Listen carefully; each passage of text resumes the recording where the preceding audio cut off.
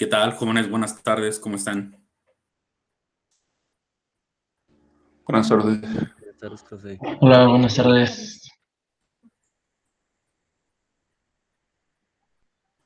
Bueno, creo que ya somos más o menos suficientes para iniciar. Con la mayoría de ustedes ya nos conocemos. Espero que no tengan muy mal recuerdo de nuestra clase de hidrología superficial. Hay algunas caras nuevas para mí que no los ubico, pero bueno, ya nos iremos conociendo. Para los que no me conozcan, soy Jaime Madrigal, voy a ser su profe de Ingeniería de Ríos. El horario que tenemos planteado, y esperemos que todos estemos en la misma sintonía, es lunes y miércoles de 5 a 6 y jueves de 6 a 7, ¿sale? Y nada más aquí una pregunta, ¿qué no se supone que ustedes iban por la mañana? ¿O tienen un horario mixto? ¿O cómo está su horario? La sección original de las 6 se deshizo. Entonces, digamos que nosotros éramos los de la séptima y nos movieron a la sexta, y los de la octava los movieron a la séptima. Ah, ok. Ya ahora entiendo por qué ese horario tan extraño. Sale.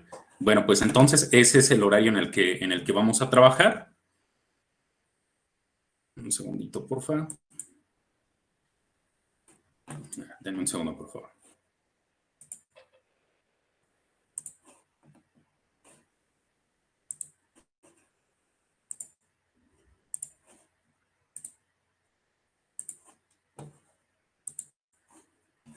Ok, ahora sí.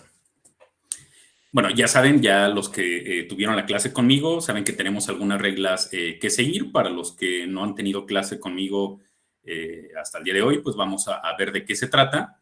Yo tomo asistencia al principio y al final de la clase. Yo la tomo de forma automática, no les digo en qué momento.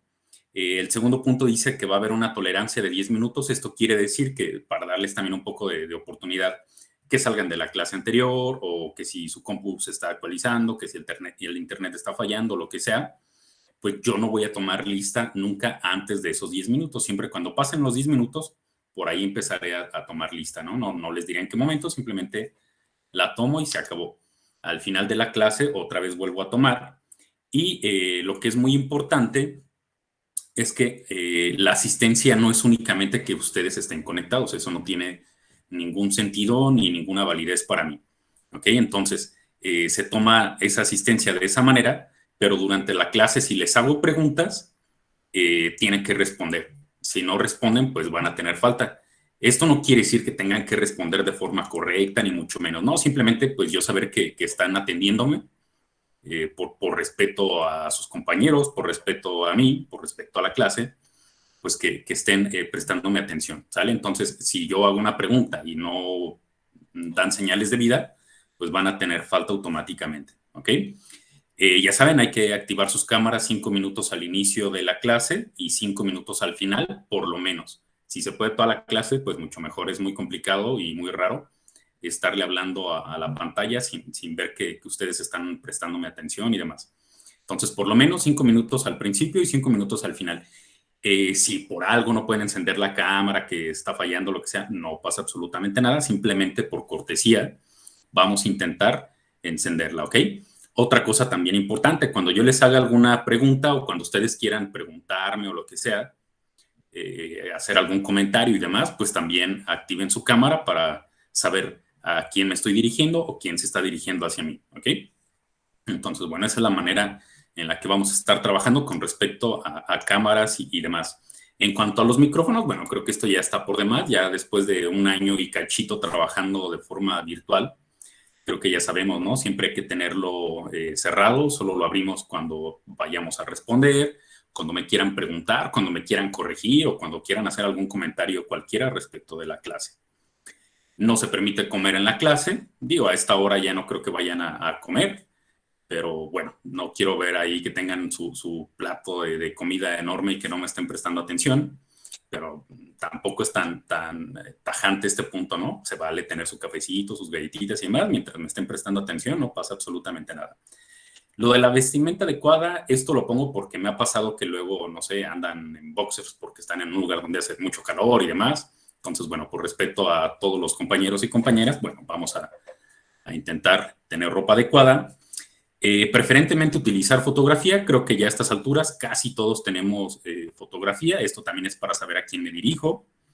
Que ustedes preparen un entorno. Esto simplemente es una recomendación, que su entorno de trabajo sea adecuado, sea óptimo, para que estén cómodos y para que puedan trabajar de forma adecuada. Yo creo que ya después de todo este tiempo de experiencia saben que es muy complicado, tanto para ustedes como para nosotros como profesores, estas clases virtuales. Entonces vamos a intentar tener la menor cantidad de distractores para poder aprovechar las materias. No hablo de la mía, esto es en general, para aprovechar las materias lo mejor posible, poder sacarle provecho, aprender y al final no estar sufriendo luego con las materias, ¿ok? Entonces, bueno, eso es un breve recordatorio para algunos, para otros, pues comentarles cómo se suele trabajar conmigo, ¿ok? Entonces, esas son las pequeñas reglas que vamos a tener que seguir. Las herramientas de trabajo, pues ya lo saben, ¿no? En Classroom, donde vamos a ir colocando material, diapositivas, donde vamos a hacer los exámenes, donde vamos a dejar las tareas y demás. El Meet, pues para todas las sesiones como la que estamos teniendo ahora, o para los exámenes también hay que conectarnos a Meet. Bueno, yo tengo ahí el Google Calendar, pero eso ya es personal. Si ustedes quieren ahí poner sus horarios o sus tareas, sus exámenes, pues lo pueden programar, si no, pues no pasa nada. En cuanto a la evaluación, esto sí es muy importante. Hay que ver si estamos todos de acuerdo en la forma de evaluar. La idea es que tengamos 2 exámenes parciales, teóricos y prácticos, que van a valer el 50% de su calificación total, ¿sí? Entonces, el primer parcial valdrá 2.5. Obviamente lo voy a calificar de 0 a 10, pero bueno, en general vale 2.5. El segundo parcial vale 2.5. Y el examen final o proyecto individual, dependiendo de cómo nos pongamos de acuerdo ya al final del semestre, va a valer los otros 5 puntos, ¿sale? Entonces, de esa manera llegamos al 100% de nuestra calificación. ¿Hay alguna duda o alguna queja o sugerencia con respecto a la forma de evaluar o todo claro hasta ahí? Ok, parece que no hay dudas. Perfecto. Si alguien no está de acuerdo, lo que sea, es muy válido. Heriberto, cuéntame. Para preguntar cuál es el límite de asistencias. Para Ok. que pueda... Sí, ahora pasamos a ese punto, Heriberto. En la siguiente diapositiva, me parece que es, ahí hablamos sobre el porcentaje de asistencias, participaciones y demás. Entonces, ahora te lo cuento. ¿Ok? Aquí aprovecho para decirles, insisto, ya la mayoría de ustedes me conocen. No sé cómo hayan trabajado con otros profesores, pero conmigo lo vamos a hacer de la siguiente manera. En Classroom, además de todo lo que ya comentamos de tareas, bibliografía y demás, todas las diapositivas que veamos durante el semestre yo se las voy a proporcionar. Entonces ustedes siempre van a tener todas las diapositivas para que la repasen, para que si están tomando nota y no sé, les faltó alguna ecuación, algún comentario que a ustedes les resulte importante, pues puedan completar o complementar sus notas, ¿ok? Ya saben, las diapositivas se pasan, pero hasta el final de cada capítulo. Si el capítulo fuera muy extenso, pues la dividimos en 2 partes. Entonces también para que ustedes no se confíen no, de todas formas voy a tener las diapositivas, no escribo, no. La recomendación es vayan haciendo sus notas, porque eso nos va a ayudar mucho a ir absorbiendo, ¿no? El conocimiento, la información, los métodos y demás, pero que estén tranquilos, no que se pasen el tiempo ahí haciendo capturas, porque luego me han comentado, no, es que yo tenía que hacer capturas porque no me pasaban la información. No, si quieren hacer capturas, obviamente son libres de hacerlo, pero yo les paso las diapositivas en PDF al final de cada capítulo y las vamos a colocar ahí en Classroom, ¿sale? Luego, muchos también preguntan, ¿podemos grabar o no podemos grabar? Sí, se puede grabar la clase, pero aquí hay que dejar algunas cosas en claro. Si les interesa que la clase se grabe, ustedes la ponen a grabar, ¿ok? Ya veremos quién la deja de grabar, si ustedes o yo, pero de preferencia ustedes la ponen a grabar y ustedes la detienen. No me tienen que pedir permiso ni nada, simplemente el primero que se acuerde pone a grabar la clase y listo, ¿sí? La idea es que ustedes, si les interesa tener los videos, pues que los tengan disponibles, pero que ustedes se encarguen de 2 cosas, de grabarlo y de compartirlo, ¿sí? Entonces, entre ustedes se comparten los videos y demás, pero el otro requisito es que se lo compartan única y exclusivamente a través de Classroom, ¿sí?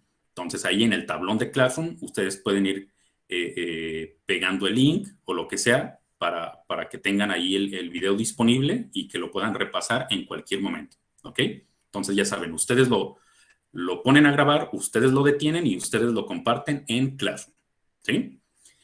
Entonces, ya saben, en Classroom vamos a tener, digamos que 3 tipos de información: bibliografía, diapositivas, esos van por mi parte, y videos, que esos ya van por parte suya, ¿ok? Entonces, no hay pretexto de que nos falta información, no teníamos datos, tal cosa no sabía cómo se hacía. No, siempre van a saber cómo se hacen las cosas porque van a tener un montón de información disponible. Ahora sí, vamos a responder lo que preguntaba Heriberto hace un momento. ¿Cuáles son nuestras obligaciones para poder tener derecho a exámenes? Esto no es que me lo invente yo, esto es con base en el reglamento de la universidad, y lo que ustedes requieren es cumplir con un 75% de asistencias en los periodos que se estén evaluando, hablando específicamente de los parciales, y 75% de las tareas entregadas en el mismo periodo, ¿sí? Entonces, si cumplen con ese 75, pues tendrán derecho a los parciales, y si no, pues no. Ahora, importante, cualquier problema que tengan, yo trato de entender las situaciones de que a lo mejor en casa somos 2 o 3 hermanos, solo tenemos una computadora, tenemos que compartirla, el internet donde vivimos no es muy bueno, no sé, cualquier tipo de problemas de ese estilo que no nos permitan entrar a todas las clases, que no nos permitan entregar algún trabajo, alguna tarea, por favor, avísenme antes, ¿sí? Hoy, mañana, a lo largo de la semana, la próxima semana, cuando quieran, si tienen un problema de este tipo, mándenme un correo, explíquenme su situación y así yo ya lo voy a tomar en cuenta. Lo que no se vale es que al final del semestre me digan, es que yo no pude presentar los exámenes por esto, lo otro y aquello. Yo no pude hacer el trabajo porque mi compu no funcionaba, no corría, era lenta, no tenía. No, al final, ya lo siento mucho, no hay cómo ayudarlos, ¿ok? Pero si desde el principio nos ponemos de acuerdo y nos explicamos en cuál es nuestra situación, no hay problema, yo intentaré comprender y también adecuarme a las necesidades que tengan todos ustedes. Dicho sea de paso, esperemos que en unos 2 o 3 meses, pues ya podamos vernos de forma presencial. Esperemos que haya suerte y que ya por fin podamos olvidarnos de las clases virtuales. Pero bueno, ya veremos cómo va evolucionando esta pandemia. Que por cierto, espero que se hayan ido a vacunar el día de hoy y si no, que vayan mañana. Al menos los que están aquí en Morelia. ¿Alguien fue, por cierto, a vacunarse? Yo, Ok. Solo por curiosidad, ¿qué vacuna te Desde pusieron? el viernes. la Pfizer. Ah, ok, muy bien. La mejor que hay en México, excelente. Perfecto. Bueno, entonces ya hablamos de los parciales. En cuanto al final, es lo mismo, 75% de todo, pero ahora no es únicamente de un mes o de 2 meses, sino que es el 75% de asistencias y trabajos durante todo el semestre y haber presentado los exámenes parciales. Entonces, esto también es porque luego algunos dicen, no, yo me espero al final, o yo me espero hasta el extra y no presento exámenes, no presento tareas y no asisto. Eso no se vale, por reglamento no se puede hacer. Insisto, no es mi reglamento, no es el reglamento de la facultad, es el reglamento de la universidad, ¿ok? Entonces, 75% para los finales y para el extra, 50%. 50% de asistencias, 50% de parciales, y si dejamos el proyecto final, que lo tengan avanzado por lo menos a la mitad, ¿ok? Ese va a ser el requisito para poder presentar el extraordinario, pero esperemos que no lleguemos hasta ahí, que todos pasen en final, y ya es su último año, entonces seguramente ya lo que quieren es olvidarse de la facultad, ¿no? Ya estarán cansados de esto, ya quieren salir a trabajar, entonces aquí no se trata de detenerlos, se trata de enseñarles. Entonces, no, seguramente que todos vamos a pasar en final, pero bueno, por si alguien llega extraordinario, ya sabe desde ahora cuáles son las reglas, cuáles son los requisitos, y eso sí, para el examen de regularización, que es el último, ahí sí ya no hay ningún requisito, se pueden presentar todos los que lleguen hasta ese punto, y una vez pasado el de regularización, que insisto, es el último examen, ya está. No hay otro examen de amigos, uno más, por favor, lo que sea, un trabajo, una tarea. No. Esperemos que todos pasen ahí, pero si no pasaron, pues lo siento mucho. ¿Ok? Esa será la última oportunidad y ya estamos claros desde ahora. ¿Sale? Pero insisto, no creo que lleguemos a esas instancias. Bibliografía. ¿Qué bibliografía vamos a utilizar? Yo aquí les comparto 5 títulos. Los podemos utilizar todos, se pueden consultar todos, son muy buenos, pero nos vamos a enfocar en uno sobre todo. Ahora les digo en cuál. Tenemos el Manual de Diseño de Obras Civiles de la Comisión Federal de Electricidad. Tenemos el Manual de Ingeniería de Ríos, que es una serie de manuales del Instituto de Ingeniería de la UNAM, y también en algunos libros participó Conagua. En este segundo, en este Manual de Ingeniería de Ríos, es en el que nos vamos a basar casi todo el semestre. Estos manuales, es que aquí dice manual, pero en realidad es un conjunto de manuales porque son, si no mal recuerdo, 24 tomos, o sea, 24 libros. No vamos a utilizar 24 libros en un semestre, eso es demasiado. Utilizaremos 5 o 6 libros. Esos libros yo se los voy a proporcionar en PDF. No tienen una excelente calidad, pero bueno, es suficiente para que podamos leer en caso de que ustedes consideren que necesitan ver un poco más de literatura, reforzar algún tema. Yo se los voy pasando conforme los vayamos viendo. Yo les voy agregando ahí en los apartados que voy a ir creando en Classroom esta serie de manuales. Pero insisto, solo les voy a proporcionar los manuales que vayamos necesitando, ¿ok? Luego también tenemos socavación en cauces naturales. Este es de Massa, que también es de la UNAM. Y ya veremos a lo largo del semestre que este señor ha hecho un montón de aportaciones a la hidráulica fluvial, ¿no? Entonces, bueno, ya lo iremos conociendo un poquito a este señor. Después tenemos Gaviones para obras de protección de la editorial McAferry. Y finalmente tenemos Erosión y sedimentación en obras hidráulicas del Centro de Educación Continua, también de la UNAM, ¿ok? Entonces, con esos 5 títulos, o con los 5 libros, digamos así, en términos generales, es más que suficiente para poder reforzar lo que vayamos viendo en clase, ¿ok? Pero insisto, el segundo es en el que más nos vamos a basar, y si nos adueñamos de la información que están en esos PDFs que yo les compartiré, estaremos del otro lado, ¿ok? Bueno, pues ya está en cuanto a la bibliografía. El temario que vamos a ver, antes de pasar al temario, ustedes ya llevaron un montón de materias de hidráulica. Ya llevaron hidráulica básica, conductos a presión, 2 semestres de canales, hidráulica superficial e hidrología superficial e hidrología subterránea. Ahora van a empezar ingeniería de ríos y el último semestre obras hidráulicas. Pero aquí en ingeniería de ríos, ¿qué se les ocurre que vamos a ver? O sea, esto de ingeniería de ríos, como, ¿a qué les suena? A ver, Diana, ¿qué crees que vamos a ver? ¿Qué tipo de temas, qué tipo de información?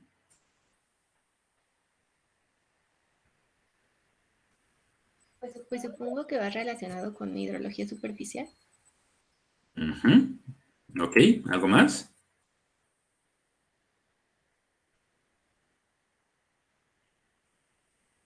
No sé qué más.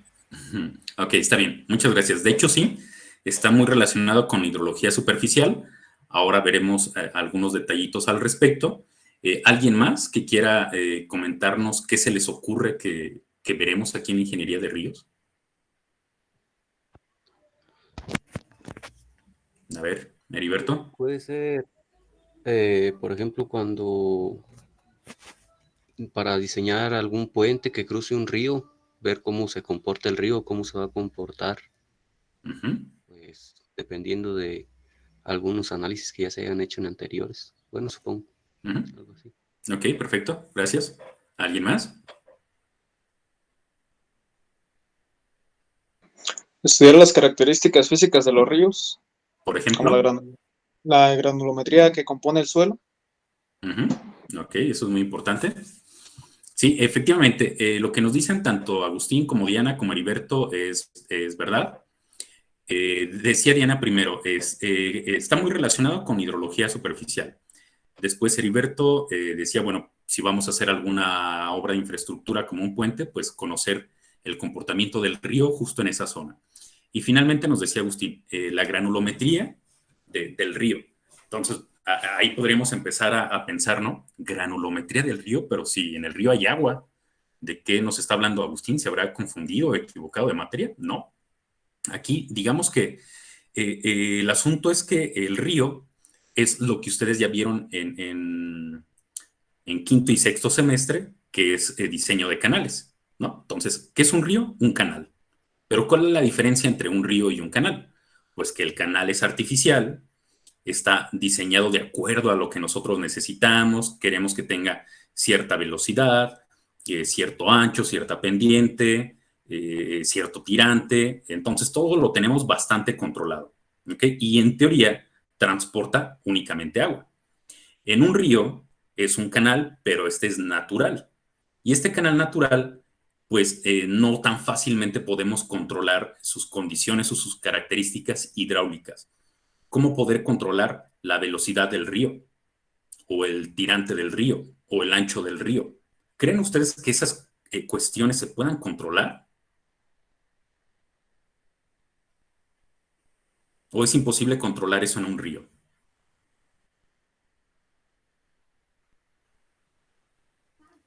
Quizá todo dependa de las condiciones del río, ¿no? Por ejemplo. Pues qué tan ancho es o qué tan hondo. Ok, sí, está muy bien. En términos Correcto. generales, podríamos decir que es muy complicado. Y como dice Heriberto, si el río es de dimensiones muy grandes, no sé, pensemos en el Usumacinta, en el Grijalva, en el Papaloapan, pues a lo mejor decimos es que es imposible. Y no, imposible no lo es. Simplemente es difícil, es complicado. Precisamente por lo que nos dice el compañero, ¿no? Si es muy ancho, si es muy caudaloso, si es muy profundo, pues será muy complicado controlarlo. Pero tenemos un ejemplo en el Támesis en Londres, bueno, aguas arriba antes de llegar a Londres, que es un río que tiene un poco más de 500 metros de ancho. Entonces es un río bastante grande, ¿no? Medio kilómetro, más de medio kilómetro. Y tuvieron que colocarle compuertas a lo ancho de todo el río. Entonces imagínense colocar compuertas en un río de 500 metros de ancho, pues es una obra de ingeniería muy impresionante. Y esto lo hicieron porque Londres se inundaba de forma periódica. Entonces dijeron, no podemos permitir que Londres se siga inundando, vamos a hacer algo al respecto. Entonces todo el Támesis, insisto, en una sección transversal, tiene sus compuertas para poder controlar los niveles cuando hay alguna avenida extraordinaria que ha estado lloviendo demasiado, y así controlan el caudal. Entonces, de esa manera ya no se ha inundado Londres. Entonces, en ríos grandes podemos hacerlo, pero es complicado.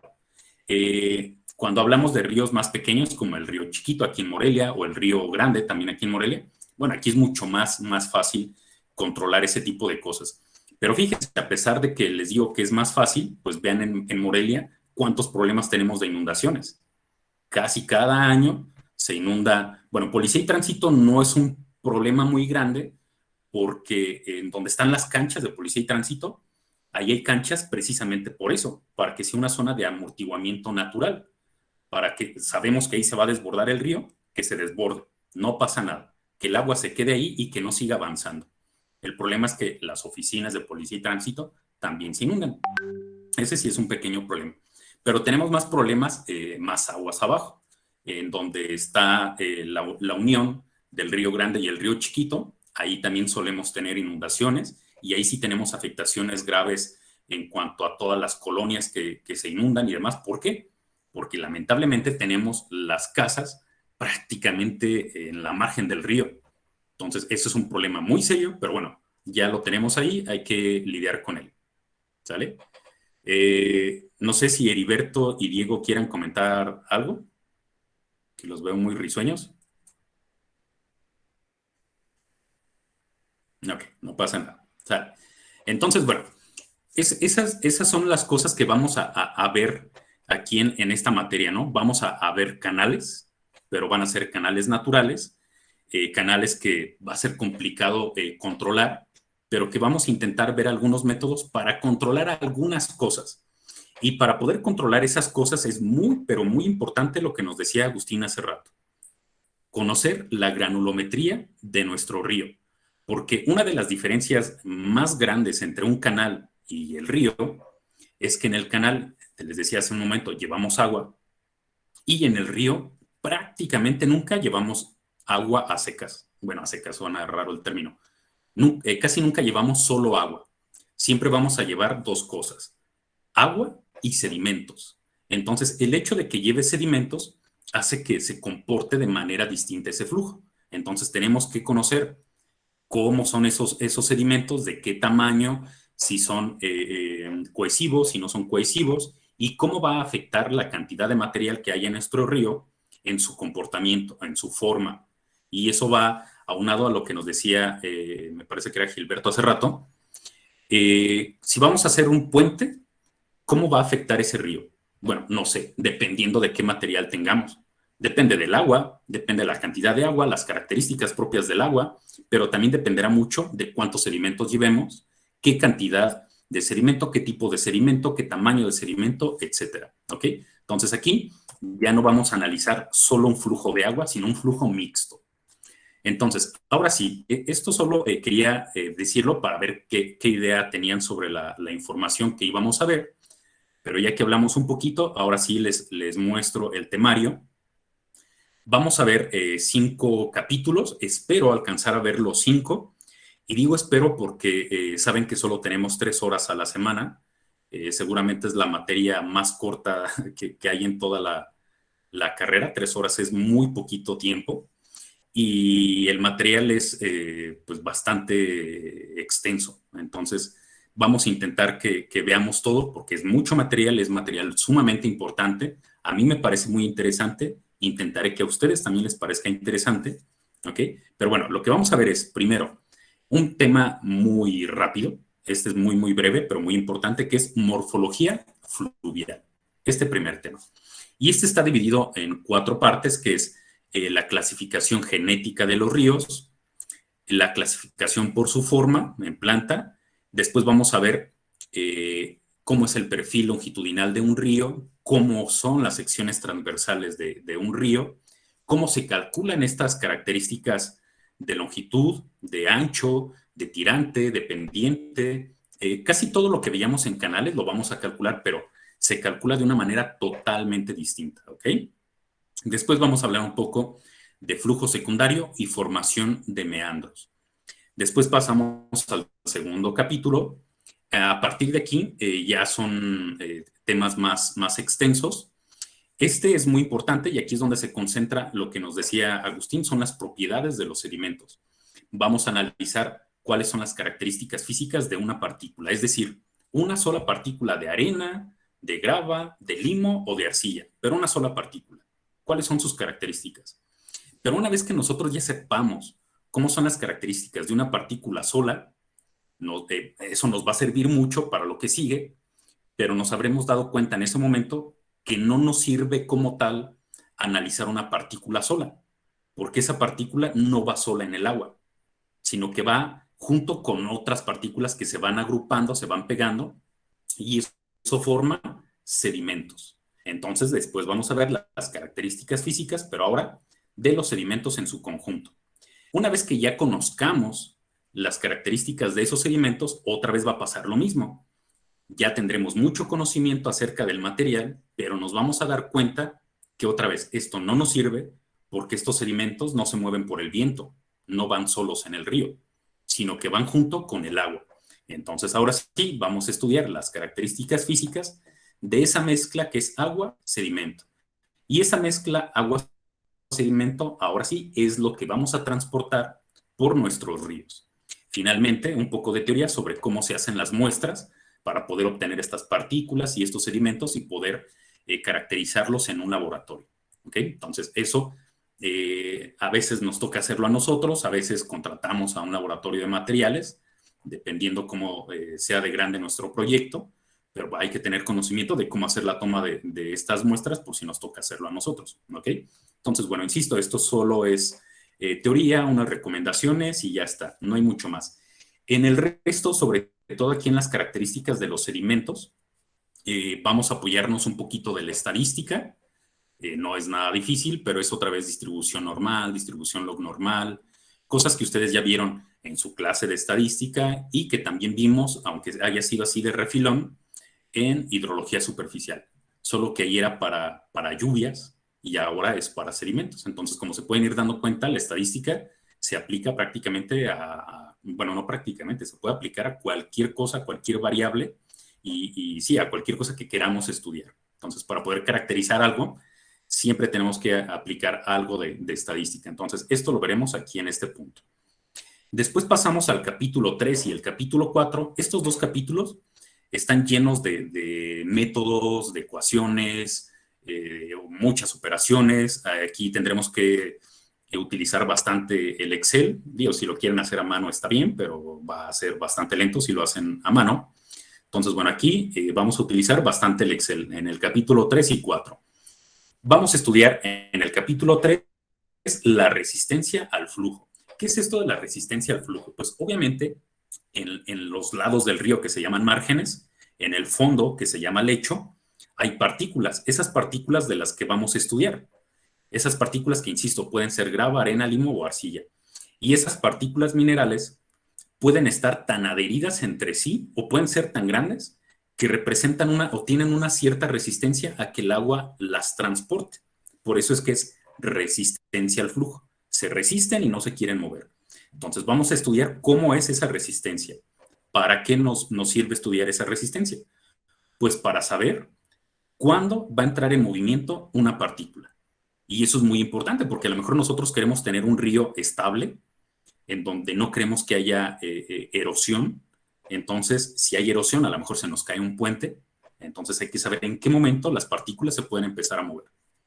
Ahí radica su importancia. Luego vamos a analizar la rugosidad y las formas del lecho, que esto es básicamente cómo es la forma del fondo de nuestro río. Y esto es importante porque dependiendo de la forma que tenga el río, pues así va a ser el inicio del movimiento de la partícula, ¿no? Si es un río que tiene demasiadas ondulaciones, digámoslo así, va a ser un río muy rugoso y va a presentar mayor resistencia al flujo. Pero si es un río con un lecho bastante plano, entonces no tendrá demasiada resistencia y ya simplemente ahí dependerá del material si va a estar siendo transportado o no. Y después ya vamos a entrar de lleno a cuáles son esas fórmulas, esas metodologías, que les digo, hay varias metodologías para calcular esa resistencia, ¿ok? Qué tanto se mueven o qué tanto no se mueven. Después pasamos al capítulo 4, que es uno de los más interesantes de todo el semestre, que es erosión y transporte de sedimentos. ¿Por qué digo que es muy interesante? Pues porque quizás es cuando el alumno empieza a ver con mayor enfoque o con mayor claridad cuál es la importancia de esta materia, ¿sí? ¿Por qué? Porque a lo mejor como ingenieros civiles, ya que estamos ejerciendo dentro de la hidráulica fluvial o ingeniería de ríos, lo más fácil que nos podemos encontrar afuera es estudiar un puente, ¿no? Ya sea que estemos en obras terrestres, sí, bueno, diseñando algún camino, alguna carretera, nos toca hacer algún puentecito o algún puentezote y necesitamos saber cuánta agua pasa por ahí, con qué velocidad, si el puente que nosotros estamos diseñando o que nos lo dieron y nosotros lo vamos a construir porque nos dedicamos únicamente a la construcción, el agua no nos importa, pero tenemos que saber si el agua que nos dio en el estudio hidrológico, que es lo que decía Diana hace rato, que tenía relación con hidrología superficial, entonces nos dicen, mira, va a pasar tanta agua. Ok, perfecto, ya analizamos y vimos que esa cantidad de agua sí va a pasar por ese puente. Pero aquí viene la pregunta que nos interesa en esta materia. Ese volumen o ese caudal que va a pasar por ese lugar va a tener una velocidad. Si juntamos el hecho de que llevamos un caudal X y una velocidad Y, las pilas que nosotros pongamos para soportar el puente, ¿van a resistir el flujo o se van a caer? Si se caen, se va a caer el puente. ¿Ok? Entonces es donde vemos, insisto, más claro la importancia de esto. Si no estudiamos bien los sedimentos, si no estudiamos la resistencia y demás, no podremos calcular, primero, conocer los conceptos generales, que es lo que tenemos en el 4.1, ¿ok? Y después no podremos calcular las fórmulas para determinar la erosión o socavación. Erosión y socavación es simplemente cómo se está desprendiendo el material en el fondo, sobre todo, también las márgenes, pero sobre todo en el fondo, cómo se desprende ese material de manera que la cimentación de nuestras pilas o de nuestras columnas, si lo quieren ver así, pues puedan quedar sin ningún soporte y se puedan caer. ¿Ok? Eso es lo que calculamos aquí en este punto. Y después las fórmulas de transporte de sedimentos, porque nosotros ya hemos dicho un montón que esas partículas se empiezan a poner en movimiento, se desprenden de las márgenes y del lecho del río, pero una vez que se desprendieron y se empezaron a mover, ¿qué va a pasar con ellas? Pues van a ser transportadas. Y a nosotros nos interesa saber cuánto material va a ser transportado. Y aquí otra vez la pregunta que nos haríamos como ingenieros civiles es, ¿y a mí para qué rayos me interesa saber cuánto material lleva mi río? Bueno, es muy importante para muchas cosas, pero quizás una así más clara de entender es algo que verán ustedes en el próximo semestre en obras hidráulicas. Cuando diseñamos una presa, tenemos que diseñar varios niveles. No crean que una presa se diseña con el nivel hasta donde va a llegar el agua. No. A ver, el agua va a llegar hasta un nivel, pero tiene un nivel máximo, un nivel mínimo y otros niveles que, bueno, es el NAMINO, el NAMO y el NAMI, básicamente. Pero el nivel mínimo no es en el fondo de nuestro cauce. No. Tenemos que dejar un volumen que se llama volumen muerto, en donde ese volumen muerto lo que hace es tener la capacidad de recibir muchos sedimentos. ¿Cuáles sedimentos? Los que transporta nuestro río. Entonces tenemos que ver si nuestro río va a funcionar durante 100 años, perdón, nuestra presa va a funcionar durante 100 años, tenemos que hacer un volumen muerto capaz de almacenar los sedimentos que se transporten por el río durante esos 100 años. Y para eso tenemos que saber cuántos sedimentos se están transportando, ¿sale? Entonces, esa es, digamos que una de las aplicaciones más grandes que tenemos en cuanto al transporte de sedimentos. Y ya si nos da tiempo, que esperemos que sí, veremos el capítulo 5, que es encauzamiento, estabilización y protección de cauces. Todavía obviamente no tenemos muchos argumentos para saber de qué estamos hablando, pero vamos a ver cuál es la definición de encauzamiento. Seguramente ustedes les dijeron un poco vacilando en hidráulica básica, sí, sobre todo en hidráulica básica, que el agua es tremenda, por no decir alguna grosería. Digamos que dentro de la hidráulica, como ingenieros siempre decimos dos máximas. El agua es tremenda, y lo saben porque nos puede provocar muchísimos daños, y también el agua siempre va a reconocer su cauce natural. Entonces nosotros a veces como ingenieros, como sociedad, como humanos en general, queremos que el agua se vaya por donde nosotros queremos, porque así lo necesitamos para no inundar o lo que sea. Y sí, lo podemos lograr. El problema es que siempre reconoce su cauce natural. Si no hacemos las cosas bien, vamos a provocar inundaciones en otro lado. Un claro ejemplo, el río Chiquito. Digo, yo no soy de aquí de Morelia, aunque ya tengo muchos años viviendo aquí, pero gente mayor de aquí de la ciudad me ha contado, no sé si a ellos les haya tocado o simplemente sus padres les hayan contado a ellos, que el río Chiquito no pasaba por donde pasa ahora, sino que tenía ciertas curvas que ya iremos viendo que se llaman meandros y que pasaba más o menos por donde está el Boulevard García de León. Entonces, ¿qué se hizo? Se hizo una rectificación del río. Esa rectificación del río se llama encauzamiento. Lo encauzaron por donde querían que se fuera. Y está muy bien, se logró perfectamente. ¿Qué es lo que pasa? Que el Boulevard García de León se inunda, ¿no? Porque cuando llueve, pues el agua busca su cauce natural y busca las zonas bajas, y en las zonas bajas ahí se va a quedar almacenada durante un rato, mientras se evapora o mientras se infiltra, ¿no? Entonces, ese es el asunto. Pero bueno, hay que hablar acerca de los encauzamientos, que a veces es muy, muy necesario hacerlos para salvar vidas y demás. Luego tenemos las condicionantes, y características básicas para hacer esos encauzamientos, métodos de protección y materiales para hacer esas protecciones, ¿sí? Entonces, aquí cuando hablamos de protecciones, proteger el río para que no se desborde, para que no haya inundaciones y para protegernos nosotros. No estamos hablando de proteger al río, estamos hablando de protegernos a nosotros poniéndole protecciones al río. Pero bueno, ya hablaremos un poquito más adelante de estas cuestiones un poco filosóficas, ¿sí? Entonces, bueno, este es el material que vamos a ver, que insisto, a mí me resulta sumamente interesante, espero que a ustedes les llame la atención. Y aquí el punto es, vamos a intentar participar un montón, ¿eh? Yo quiero que me interrumpan para preguntarme, para corregirme, para hacer alguna anotación. Y si un compañero participa y se equivocó, pues que otro compañero corrija. No sé, vamos a intentar que esto sea un poco más dinámico para no aburrirnos. Es virtual, son las 6 de la tarde, el jueves es a de 5 a 6, el jueves de 6 a 7, ya vamos a estar cansados. Entonces, bueno, vamos a intentar que sea un poquito más dinámico el asunto. Así también me harán sentir que no estoy hablando solo, pero sobre todo aprenderemos todos mucho si participamos todos, ¿ok? Bueno, los objetivos, rapidísimamente. El objetivo general durante este semestre es que cuando finalice el curso, el alumno sea capaz de identificar y determinar las características hidráulicas de un cauce natural para conocer su comportamiento en el proceso del escurrimiento del agua, la erosión y el transporte de sedimentos, y que sea también capaz de definir el potencial de aprovechamiento hidráulico de los cauces. Al final de cuentas, casi siempre lo que queremos es aprovechar el río, ¿no? De hecho, ya hablaremos en la introducción de nuestro semestre cómo es que siempre intentamos y que siempre se ha intentado aprovechar lo que nos da el río, ¿no? Y esto para poder manejarlo y controlarlo de forma adecuada. Ese es el objetivo general.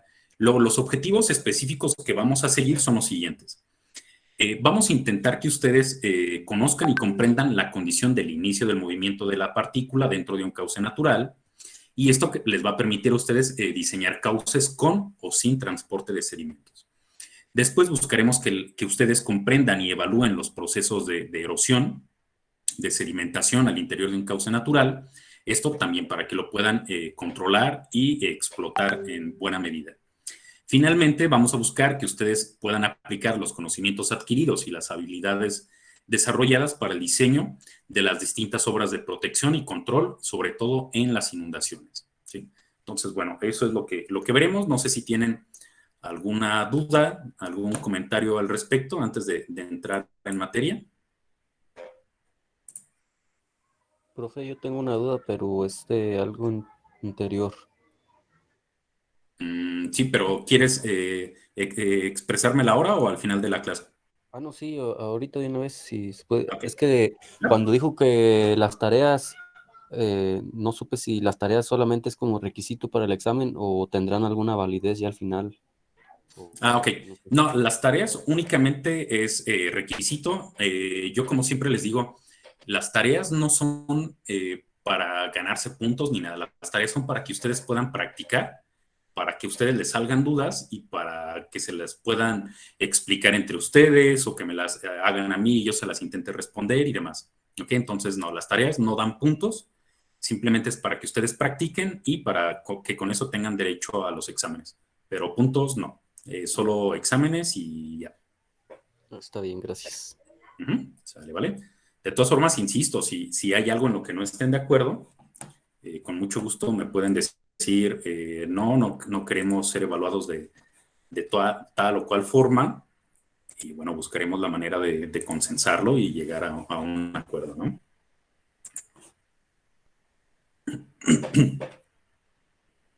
Ok, bueno, nos quedan pocos minutillos, tampoco es que vayamos a ser tan estrictos con la salida, pero vamos a intentar aprovecharlo lo mejor que se pueda, porque como les digo, son pocas horas de materia y mucho material, entonces vamos a intentar aprovecharlo. Dime, Agustín. Yo tengo otra duda, pero se la podría comentar al final de la clase, para si me Sí, puede esperar un momento. claro. Muchas Sí, nada más me gracias. recuerdas, porfa, por si se me olvida, pero sí, con gusto. Sí, gracias. Sale, vale. Ok, bueno, pues vamos a empezar ahora sí de lleno con material de nuestra materia. Lo primero que vamos a hacer es ver una pequeña introducción. Hay algunos términos que ya están por demás, ¿no? Seguramente ya los conocemos todos, pero pues más vale la pena asegurarnos de que los conocemos, porque a veces esos pequeños conocimientos ultra básicos son los que después, cuando ya estamos en las cosas complejas, hacen que no logremos entender algo. Porque al principio dijimos, eso es aburrido, eso no tiene sentido, eso, no, yo quiero números, ¿no? Entonces, no, para hacer números, primero hay que entender el fondo de todo lo que estamos haciendo. Entonces, bueno, vamos a ver Un poquitito de teoría, pero súper rápido, para, insisto, conocer algunos puntos, algunas definiciones, y si ya las conocemos, pues simplemente reafirmarlas. Los ríos forman parte del ciclo hidrológico, esto ya lo sabemos todos.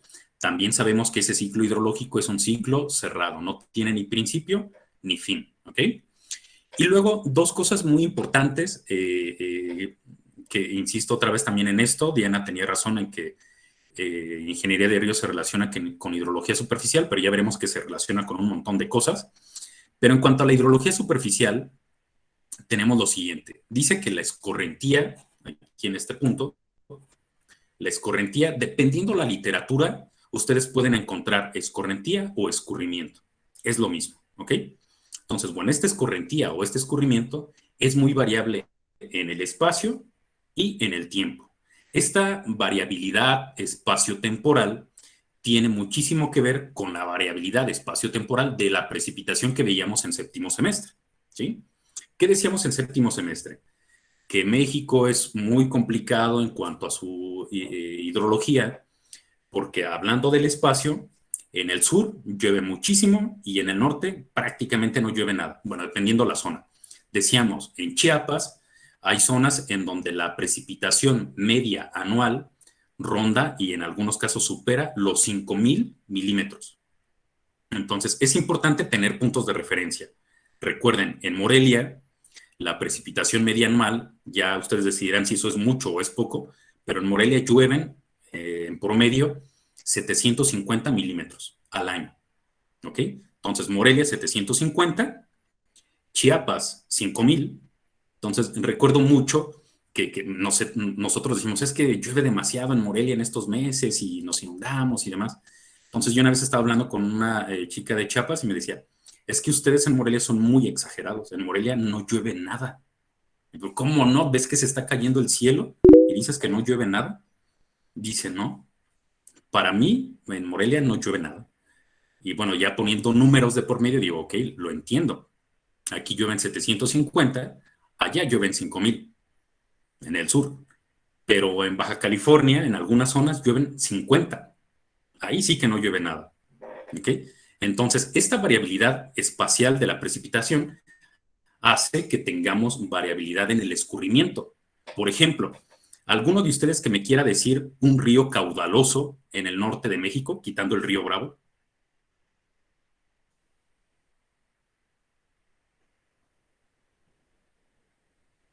No, ninguno. Qué bárbaros. Ok, en el sur. El Usumacinta. Ok, el Usumacinta, ¿algún otro? El Lerma. El Lerma, ok, Grijalva. en el sur, está en el centro, pero también muy bien. ¿Cuál otro, perdón? Grijalva. Grijalva, perfecto. ¿Algún otro o con eso nos quedamos ya? Ok, con esos vamos a explicar esto. Fíjense, les dije, en el norte díganme alguno y solo vi cara de que estaban pensando y no se acordaron de nada. Y es que era imposible acordarse de algo porque no hay un río caudaloso importante, al menos que nos venga a la mente, ¿no? No hay. ¿Por qué? Porque ahí tenemos zonas áridas. No llueve mucho, no hay cauces importantes, no. Pero en cuanto les dije, y en el sur, y ya dijeron, el Usumacinta, el Grijalva, está el Papaloapan, que son 3 ríos sumamente caudalosos, y Alexis decía, me parece que eras tú, Alexis, del Lerma, ¿no? Entonces el Lerma está en el centro, pero también nos sirve mucho para explicarlo, porque el Lerma es grande, pero no es tan grande como los otros. Entonces podemos ver cómo en el sur los ríos son muy grandes, muy caudalosos. En el centro también hay ríos muy caudalosos, pero ya no tan grandes. Y avanzamos más hacia el norte y ya no hay, ¿no? Entonces, esa es la variabilidad espacial de la escorrentía, que insisto, tiene muchísimo que ver con cuánto llueve. Entonces, aquí dice que se denominan zonas áridas aquellas en las que el agua es el factor limitante del desarrollo. Desarrollo en general, ¿no? La industria, la agricultura, la ganadería. Y el agua es, o debe ser entonces, en estos casos, la variable que controla la planificación de todas estas actividades. Seguramente en las noticias escuchamos hace unos meses que estábamos en sequía en todo el país, que había muchas cabezas de ganado que se estaban perdiendo porque no había cómo darles agua, Obviamente no había tampoco pastura, por si no hay agua, no hay pasto, no hay alfalfa, las vacas se morían y demás, ¿no? Entonces, obviamente, el agua siempre va a ser nuestro factor limitante en estas zonas áridas. Ese tipo de noticias nunca las vamos a tener en Tabasco o en Chiapas, porque ahí lo que sobra es agua, ¿no? Ahí tendremos otro tipo de noticias y de problemas. En cuanto a la parte temporal, pues obviamente también el río chiquito y el río grande no llevan la misma cantidad de agua todo el año. En enero, febrero, marzo, diciembre, llevan menos agua que la que llevan en estos meses. ¿Por qué? Porque otra de las cosas complejas de México es que aquí llueve julio, agosto, septiembre y parte de octubre, y se acabó. Entonces, en estos meses, los ríos de nuestro país llevarán más agua que en los otros meses, en los de estiaje, ¿no? Entonces, igual los embalses, nuestras presas, tendrán más volumen almacenado en esta temporada y ya después va bajando el nivel porque le estamos sacando agua para los distintos usos y no está entrando agua. No hay lluvias, no entra agua, ¿ok? Entonces, esa es la variabilidad de nuestros ríos, tanto espacial como temporal. Finalmente, en esta parte de la diapositiva dice, para poder aprovechar y conservar un recurso es necesario conocerlo. Por eso es que nosotros, antes de empezar a hacer cálculos y demás, lo que estamos intentando es tener un panorama global de lo que es el río, todo lo que involucra. Entonces, primero hay que conocer lo que queremos explotar, lo que queremos mejorar, lo que queremos modificar, ¿ok? Si no lo conocemos, tendremos problemas. Una parte de esta tarea corresponde entonces a la hidráulica fluvial. ¿Qué es la hidráulica fluvial? La ingeniería de ríos. Esto también, dependiendo la literatura, lo encontrarán así, hidráulica fluvial o ingeniería de ríos. Es lo mismo, ¿sale? Y dice al final, arriba de la fotografía, que nuestros ríos son recursos valiosos, son nuestra fuente de vida, obviamente, y corresponde a la ingeniería hacer que sea posible la utilización racional y económica de los ríos. Aquí me gusta hacer hincapié en esto. Salud, Alexis. Un estornudo más y te desconectas porque luego nos contagias. Durante mucho tiempo, durante siglos, el ser humano siempre se preocupaba por hacer un buen uso económicamente del río. Y está bien, pero la parte racional, la parte ecológica, la parte ambiental, no la tomaban mucho en cuenta o no la tomábamos o incluso ahora, en algunos casos, seguimos sin tomarla en cuenta. Entonces, el enfoque no tiene que ser únicamente en usar al río de forma económica. No, hay que usarlo de forma racional, ¿sí? Ya veremos un poquito más adelante a qué nos referimos con esto. Y luego al principio dicen que los ríos son recursos valiosos y que son nuestra fuente de vida. Tan son nuestra fuente de vida que les decía, tenemos problemas en Morelia porque hay casas pegadas al río. Pensamos en otras ciudades del país o del mundo y veremos que siempre o muchas veces hay ríos en donde están las grandes ciudades. ¿Y esto por qué? Porque siempre era necesario estar cerca de un cuerpo de agua, de un río, de un lago o del mar. Pero sobre todo cuando hay cuerpos de agua dulce, ¿no? Como los lagos y los ríos. Entonces, ¿qué era más fácil? Estar llevando con jícaras, estamos hablando de hace 1000, 2000 años, el agua del río a donde estaban las poblaciones, o mejor nos asentamos al lado del río, pues mejor nos asentamos al lado del río, ¿no? Eso nos va a facilitar la vida enormemente. Pescar, utilizar el agua, poner nuestros desechos en el río, que ya hablaremos si quieren al respecto, pero antes eso no era tan malo, como verter nuestros desechos al río, porque el río tiene una capacidad de autodepuración. Todos los ríos se autodepuran o autolimpian. El problema es que ahora somos tantas personas que nuestros desechos el río ya no es capaz de depurarlos. Entonces ahora ya eso es un problema. Y simplemente para pensar en desde cuándo nosotros nos hemos intentado asentar junto a los ríos, ¿quién me puede decir en qué ríos o al lado de qué ríos se colocaron los primeros asentamientos humanos? El río Tigris y el río Éufrates. Exacto, Daniel, así es.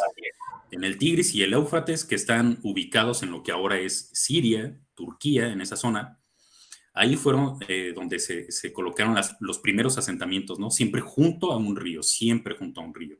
Entonces, obviamente, eso es muy importante, tomarlo en cuenta. Bueno, vamos a terminar rápidamente ya con la clase del día de hoy y vamos a hacer una pequeñísima aproximación a lo que es la ingeniería de ríos o hidráulica fluvial.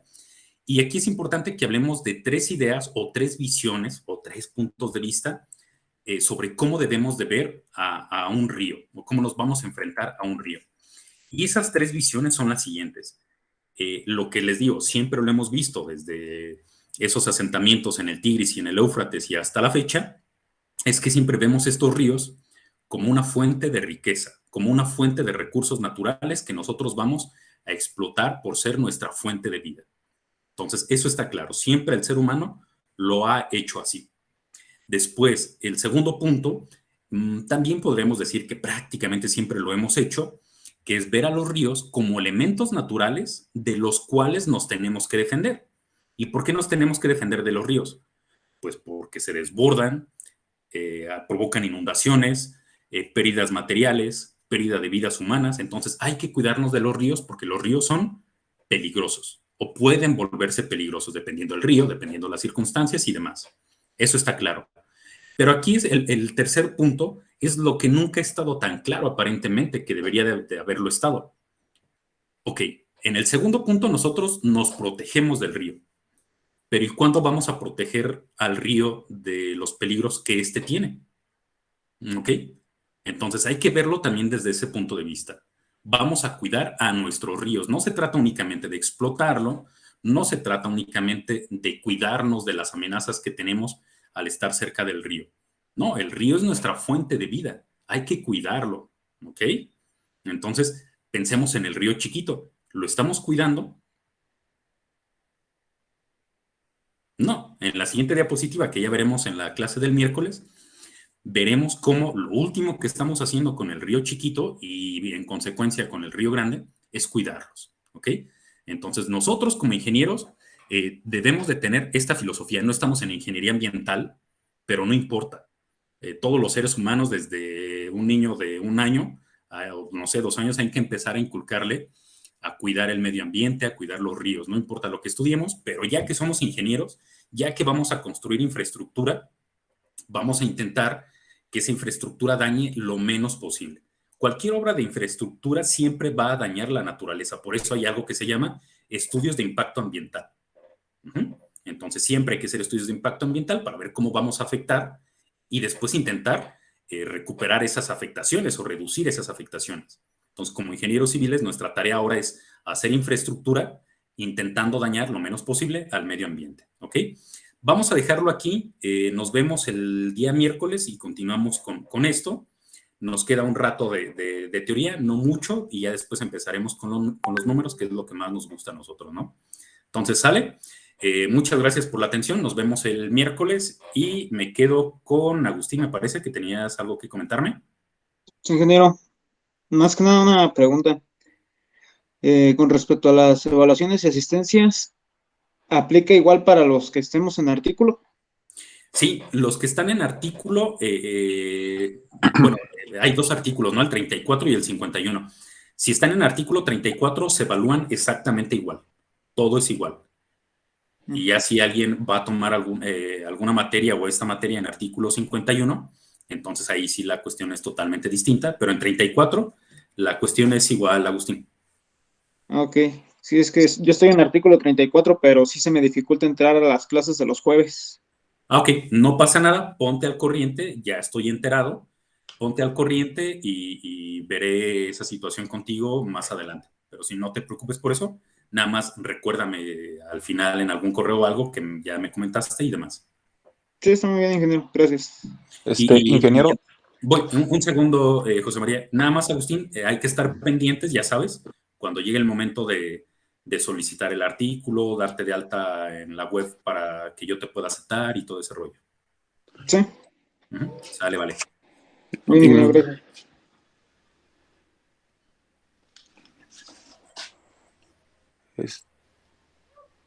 Sí, adelante, José María. Sí, disculpe, yo también estoy en la misma situación, ingeniero. Ahorita no prendo mi cámara porque tuve un accidentillo, pero sí la voy a estar prendiendo. Ujú.